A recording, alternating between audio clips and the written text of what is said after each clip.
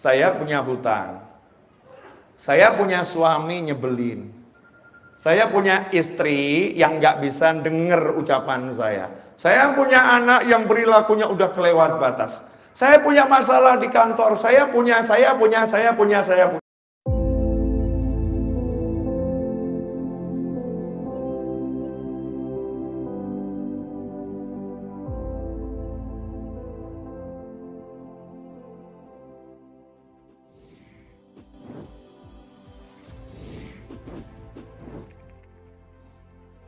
Ya, ini intinya ilmu di sini. Intinya ilmu yang mau saya sampaikan. Tapi tolong kita ngobrol santai ya, dijawab sejujur-jujurnya. Benda yang paling berat di sini yang kelihatan mata mimbar ini kelihatannya berat sekali ya, kelihatannya aja. Belum tentu berat juga kan ya. Kadang-kadang kita kan tertipu sama penampakan ya. Kelihatannya berat, tapi memang ini dari kayu berat. Kalau ada bocah anak saya ya, umurnya 8 tahun atau anak antum umurnya 7 tahun. Kemudian kita perintahkan sang anak, tolong nih mimbarnya kamu angkat nak. Mimbarnya kamu angkat nak. Tolong mimbarnya diangkat. Anak tadi kan sadar diri ya. Ayah, saya nggak kuat ngangkat mimbar itu. Ayah kan sayang sama saya. Tolong ayah, demi sayangmu padaku, jangan biarkan aku ngangkat mimbar ini sendirian. Jangan pasrahkan ini padaku ya ayah, wahai ayah. Tolong ayah panggilkan itu mas-mas yang membantu di rumah sini, 5 orang, biar mereka yang ngangkat. Aku saja yang melihat, mereka yang ngangkat. Boleh nggak anak ibu, anak bapak ngomong begitu? Boleh kan? Kenapa boleh ngomong seperti itu? Karena percaya ayahnya sayang. Karena percaya ayahnya sayang. Yang pertama itu. Yang kedua, percaya ayahnya punya wewenang untuk memerintahkan karyawan-karyawan yang bekerja dengan ayahnya di rumah itu. Betul atau betul? Sehingga ketika anak percaya ayahnya punya kuasa terhadap karyawan untuk memerintahkan karyawan, anak yang pandai cukup minta tolong pada ayahnya, please ayah, pakai karyawanmu untuk membantu aku melaksanakan perintahmu, membereskan apa yang engkau bebankan kepadaku. Betul atau betul? Maka ayah tadi begitu disinggung, ayah kan sayang sama aku. Jawabannya, of course, tentu.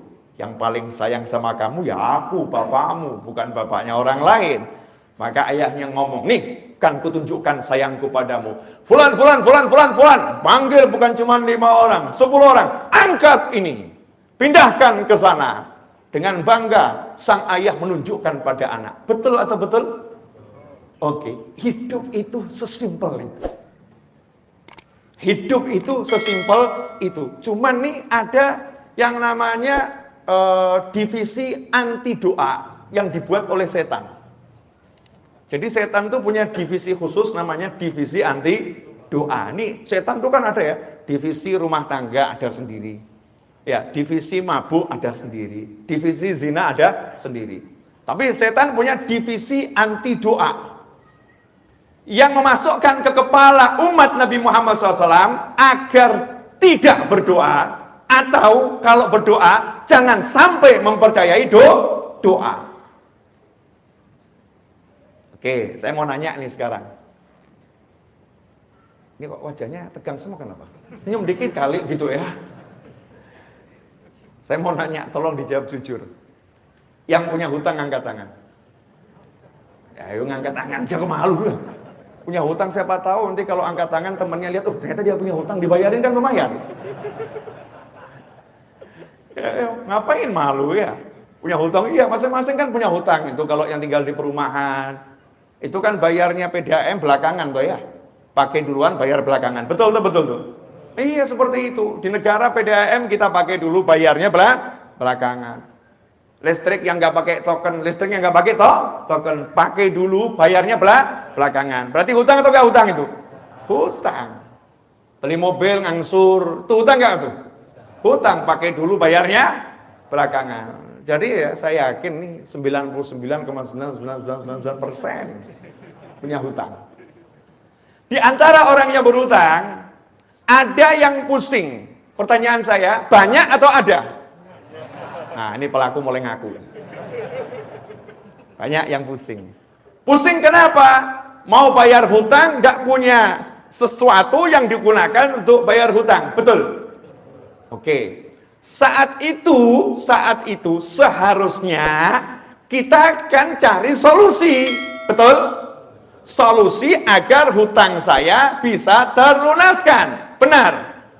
Nah, biasanya yang dipikir apa? Duit. Nah, kalau duit mulai lihat kalungnya istri masih ada enggak ya? Ini kalung nyonya bisa dijual. Ternyata udah enggak ada yang bisa dijual. Mulai lihat temennya, siapa yang bisa dihutangin? Ternyata masih punya hutang sama semua temennya, belum ada yang dibayar. Mentok, sumber penghasilan zero. Sementara hutangnya banyak. Pusing atau enggak pusing? Pusing. Ini wajar nih manusia pusing. Karena pola berpikirnya memang salah. Pola berpikirnya salah, jadinya pusing. Kata mentok itu nggak ada. Untuk mukmin itu nggak ada judul mentok, nggak ada. Jalan buntu nggak ada. Mentok itu hanya satu, akhirat. Itu mentok. Setelah sampai akhirat, akhir nggak ada lagi ya. Setelah surga ya nggak ada, ya surga selama-lamanya di sana mentok, habis.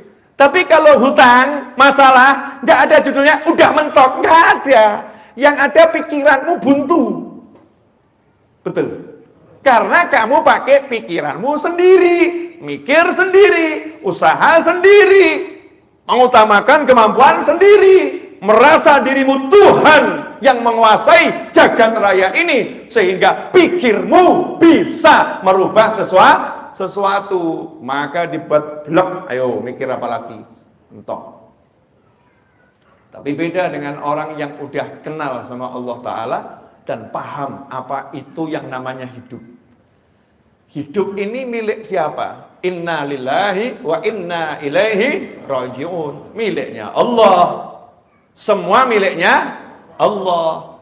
Maka konsep yang paling sederhana, kembalikan segala sesuatu kepada Allah. Ketika mau berhutang, minta izin sama Allah. Ya Allah, saya mau hutang, tolong nanti lunaskan hutang saya ya Allah. Dengan mudah. Sekarang yang mau hutang nggak izin sama Allah, begitu mau hutang, lihat aset yang dimiliki. Betul nggak betul? Lihat kolega yang dimiliki. Lihat teman-teman yang bisa dihutangi nanti kalau kepepet. Lupa kalau yang maha kaya adalah Allah Subhanahu wa ta'ala. Langkah awal ketika berusaha sudah salah karena menyandarkan semua usahanya kepada makhluk, kepada ciptaan yang lemah, bukan kepada maha pencipta, yaitu Allah Ta'ala. Qul huwallahu ahad, Allahus samad. Katakanlah cuman Allah yang ada, Allah yang esa. Hanya Allah tempat berharap, bergantungnya segala sesuatu. Nah, alhamdulillah Allah tuh maha baik. Kirimkan utusan, ngajarin kita semua. Itulah makna la ilaha illallah Muhammadun Rasulullah SAW. Gak berhenti di la ilaha illallah, Tuhan hanya Allah, tapi Allahnya kasih utusan untuk menjelaskan semua kebutuhanmu. Semua yang menjadi harapanmu, semua menjadi keinginanmu, cara menggapainya bagaimana, biar selamat caranya bagaimana. Allah kirim utusan 100%, semua perbuatan dan ucapan dan diamnya utusan ini di bawah kendali Allah Subhanahu wa ta'ala. Jadi tidak ada yang lebih hebat dari Nabi Muhammad SAW. Ucapannya, diamnya, gerakannya, semua adalah wahyu ilahi. Jadi gak mungkin salah. Kalau udah paham begini, tenang buat yang udah la ilaha illallah Muhammadun Rasulullah SAW. Begitu punya masalah apapun itu, yang pertama kali didatangi adalah Allahnya. Allahumma ya Allah, saya punya hutang, saya punya suami nyebelin, saya punya istri yang gak bisa denger ucapan saya punya anak yang perilakunya udah kelewat batas. Saya punya masalah di kantor, saya punya. Pertanyaan saya, ucapan kita yang seperti itu sebetulnya sama enggak dengan anak kita tadi? Ketika lapor sama bapaknya, sama enggak? Sama. Saya percaya Tuhan saya dan Tuhannya segala sesuatu, la ilaha illallah, maha kuasa, maha bisa, dan aku tak bisa apa-apa. Maka saya serahkan sama Allah. Saya nggak bisa ya Allah. Saya usaha. Seperti yang kau perintahkan, saya akan terus berusaha. Tapi jujur saya nggak bisa apa-apa. Makanya saya minta tolong sama kamu ya Allah. Tolong ya Allah, bla bla bla bla bla bla bla bla. Sekarang saya mau nanya, semua yang di jagat raya itu dalam genggaman siapa? Allah. Genggamannya Allah Ta'ala. Dan Allahnya udah bilang, Udu'uni astajib lakum. Panggil aku akan jawab panggilanmu.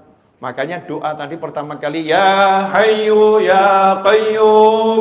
Kalau kita berdoa, Allahumma Rabbi inni Ya Rabbana. Manggil Allahnya dulu. Allah. Nggak ada doa ujuk-ujuk. A'inni ala dzikrika wa syukrika wa husni ibadatik. Depannya pasti Allahumma.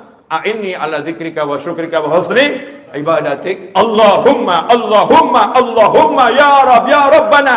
Semua itu bentuk manggil Allah Ta'ala. Maka nomor satu, panggillah Allah dengan yakin. Gak ada yang bisa selesaikan urusanmu kecuali Dia.